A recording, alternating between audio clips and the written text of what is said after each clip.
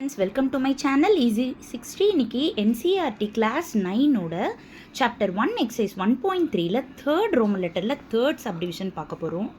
இங்கே பார்த்தீங்கன்னா x is equal to 0.001 இந்த 001க்கு மட்டும் பார் கொடுத்துருக்காங்க. அப்படின்னா என்ன அர்த்தம்? இந்த 001 மட்டும் ரிப்பீட் ஆகிட்டே இருக்கும்னு அர்த்தம். அப்போது x is equal to 0.001 நீங்கள் எக்ஸ்பேண்ட் பண்ணி எழுதிட்டு எக்ஸ்பேண்ட் பண்ணதை தான் நீங்கள் ஈக்குவேஷன் 1ன்னு மார்க் பண்ணணும். இப்போது இங்கே பார்த்தீங்கன்னா பாரு 3 டிஜிட்ஸ்க்கு கொடுத்துருக்காங்க. அப்போது 3 டிஜிட்ஸுமே ரிப்பீட் ஆகுதுன்னு அர்த்தம். அப்போது எதனால் மல்டிப்ளை பண்ணணும்? 1000ஆல் போத் சைட்ஸும் நீங்கள் மல்டிப்ளை பண்ணணும். அப்போ எக்ஸ் கூட 1000 மல்டிப்ளை பண்ணிங்கன்னா 1000x மைனஸ் இங்கே 1000 கூட மல்டிப்ளை பண்ணுறப்போ இந்த பாயிண்ட் டெசிமல் பாயிண்ட் வந்து 3 டிஜிட்ஸ்க்கு ஜம்ப் ஆகிடும். அப்போ 1.001 அப்படி வந்துடும்.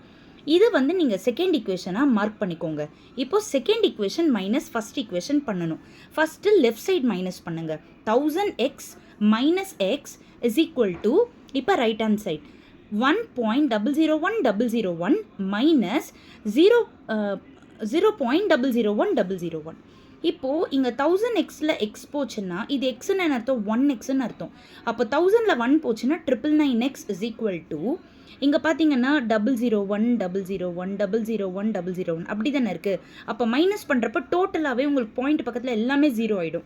அப்போது பாயிண்டோட லெஃப்ட் சைடில் என்ன இருக்குது? 1 மைனஸ் 0 வெறும் 1ன்னு கிடச்சிரும். அப்போ x இஸ் ஈக்குவல் டு 1/999. அவ்வளோதான். Thank you children.